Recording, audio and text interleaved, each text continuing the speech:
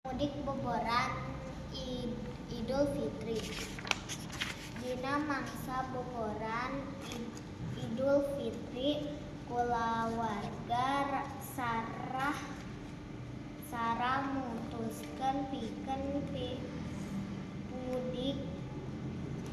mudik ka kampung halaman di Garut ti saprak isuk keneh jalan raya geus rame ku mobil jeung motor nu sarua tujuanana balik ka lembur pikeun silaturahmi jeung dulur-dulur.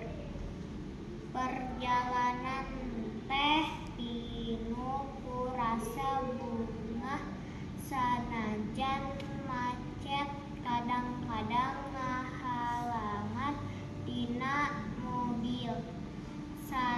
Sarah jeung barudakna nyanyi lagu lebaran bari ngadahar kadaharan nu dibawa ti kota. Sanggeus babaraha jam tungtungna maranehna nepi ka kampung